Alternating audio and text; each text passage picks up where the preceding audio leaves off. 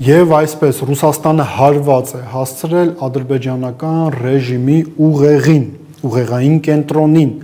Հարգելի հեռուստադիտողներ, Ռուսաստանի Դաշնությունում սկսել են նկատել այն,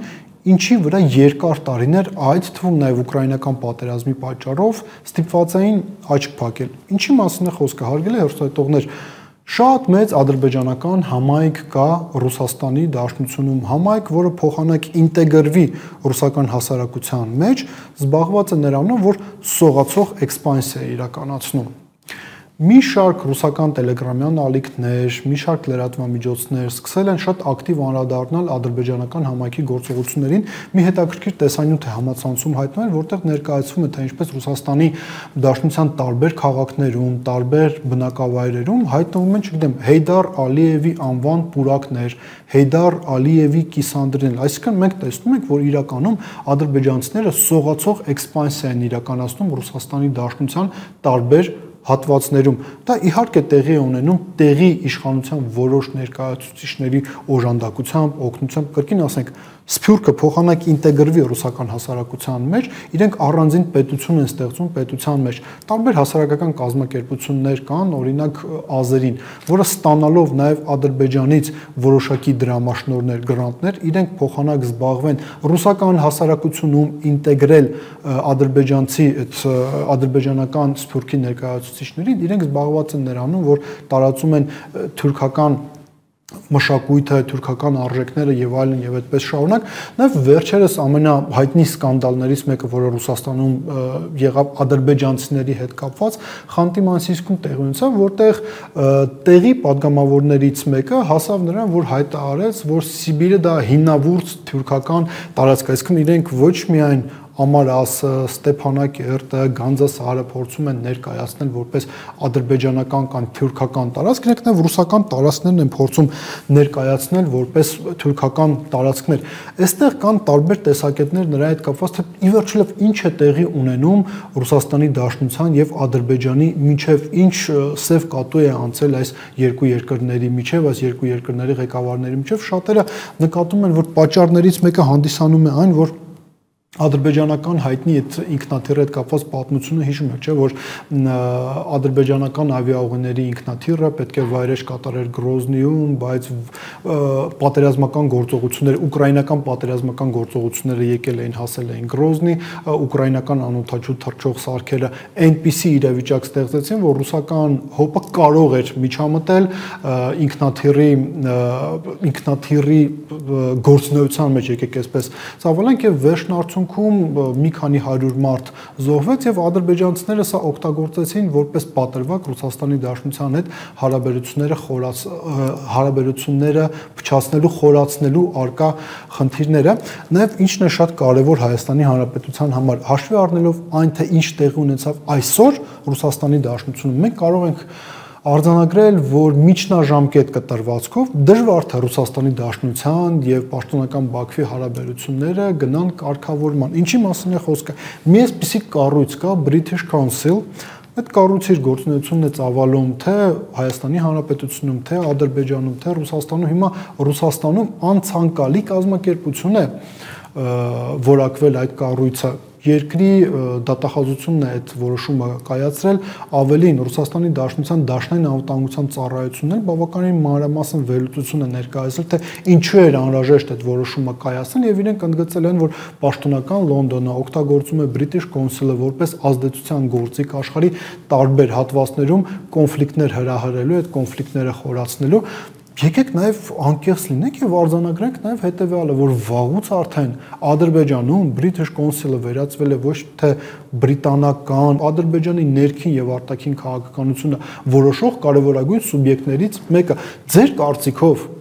ինչու է Ադրբեջանը, որը վերածվել է Մեծ Բրիտանիայի պրոքսի տարածաշրջանում, մերթ ընդ մերթ խոսում Իրանի Իսլամական Հանրապետության դեմ պատերազմի մասին, որովհետև բրիտանացիները կարծում են, որ իրանական նավթը դա բրիտանական նավթն է։ Ադրբեջանն էլ դիտարկում են որպես պրոքսի, որի միջոցով իրենք կարող են հասնել իրանական նավթին։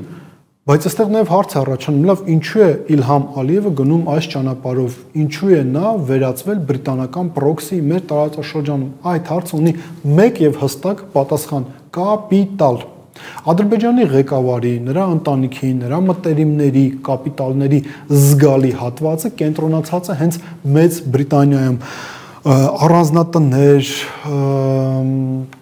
բնակարաններ, օֆշորներ, տարբեր թրաստային հիմնադրամներ, որոնց միջոցով Ադրբեջանի ղեկավարը այն գումարները, որոնք նա գողացել է Ադրբեջանի ժողովրդից, օգտագործում է Բրիտանիայում տարբեր ներդրումներ է իրականացնում, այդ կապիտալները պահպանելու համար նա Ադրբեջանը վերածել է բրիտանական պրոքսի, եթե նաև անկեղծ լինենք, Հայաստանում էլ կան քաղաքական գործիչներ, որոնք ունեն կապիտալ արևմուտքում եւ իրենք երկար տարիներ ծառայեցնում էին Հայաստանի Հանրապետություն եւ շարունակում են ծառայեցնել արևմտյան որոշակի երկրների շահերը սպասարկող կենտրոնի, բայց նաեւ ֆիքսենք կարևորը մեզ համար այս իրավիճակում հարգելի հեռուստադիտողներ, ինչպես ասացինք, միջնաժամկետ կտրվածքով, կարճաժամկետ կտրվածքով բարդ է պատկերացնել մի իրավիճակ, երբ որ Ռուսաստանի եւ Ադրբեջանի հարաբերությունները բարելավ են, սա Հայաստանի համար, հայ ժողովրդի համար, նաեւ Արցախի համար պատմական հնարավորությունների պատոհան է։ Հայաստանում ցավոք սրտի շատ քիչ սա քննարկվեց, բայց տեսեք, ուկրաինական պատերազմը դեռևս շարունակվում է։ Ադրբեջանի նախագահը շարունակվող պատերազմի շրջանակներում ընդունում է իր մոտ Ուկրաինայի արտաքին գործերի նախարարին եւ վերջում հայտարարություն է տարածվում առայն, որ կողմերը սատարում են միմյանց տարածքային ամբողջականությունը, Ադրբեջանն էլ որոշում է կայացնում շարունակել հումանիտար աջակցություն ցուցաբերել Ուկրաինային ըստ որոշ փորձագետների, այդ թվում նաեւ ռուս փորձագետների, Ադրբեջանը ոչ միայն հումանիտար, այլ նաեւ ռազմական օգնություն է ցուցաբերում Ադրբեջանին, զենք զինամթերք են մատակարարում, դրանից հետո Ռուսաստանի արտաքին գործերի նախարարության պաշտոնական ներկայացուցիչ Մարիա Զախարովան հրապարակայնացնում է այն, որ Ռուսաստանի Դաշնությունը հումանիտար աջակցություն է փոխանցելու Արցախից տեղահանված մեր հայրենակիցներին, մեր քույրերին եւ եղբայրներին, հարգելի հեռուստադիտողներ, որքան շատ հումանիտար օգնություն Ալիևը փոխանցի Ուկրաինային, այնքան ավելի շատ օգնություն կստանան Արցախահայերը, որքան շատ ռազմական օգնություն ցուցաբերի Ալիևը Ուկրաինային, այնքան ավելի մեծ հնարավորություններ կան, որ ելնելով իր իսկ շահերից Ռուսաստանի Դաշնությունը ինչ որ մի պահի, անկախ նրանից թե ինչ է դրա մասին մտածում Ռեջեփ Տայիպ Էրդողանը կամ Նիկոլ Փաշինյանը, բարձրացնի հայերի Արցախ վերադառնալու հարցը, շատ բարձր մակարդակով բարձրացնի եւ ինստիտուցիոնալ որոշակի երաշխիքներ տա, որ Արցախը հայերի վերադարձը լինի ավելի իրատեսական։ Որքան է սա տրիվիալ միտք հնչի, բայց Հայաստանի Հանրապետությանը այս իրավիճակում անհրաժեշտ են իսկապես կոմպետենտ ղեկավարներ, կոմպետենտ ոչ թե այն համատեքստում թե ինչպես խոսք հերթել, ինչպես հեծանիվ վարել, ինչպես Facebook-ում եւ այլ սոցիալական ցանցերում մեկնաբանություններ գրել կամ ԱԱՑ-ին ոստիկանությանը հանձնարարել, ստուգել կաթողիկոսը կուսակրոնության ուխտը պահում է թե ոչ, այլ այնպիսի կոմպետենտ ղեկավարներ, որոնք առաջին հերթին իմանան ինչ է քարտեզը, հասկանան որոնք են Հայաստանի Հանրապետության հարևանները, որոնք են այդ հարևաններից բարեկամներ, որոնք են թշնամիներ եւ ինչ մենք կարող ենք ստանալ մեր բարեկամներից եւ ինչ վտանգներ մենք կարող ենք սպասել մեր թշնամիներից, եթե այս պատմական պահին մենք ունենանք կոմպետենտ ղեկավարություն, Հայաստանի Հանրապետության զարգացման ուղին կարող է լրիվ այլ ուղղությամբ ընթանալ,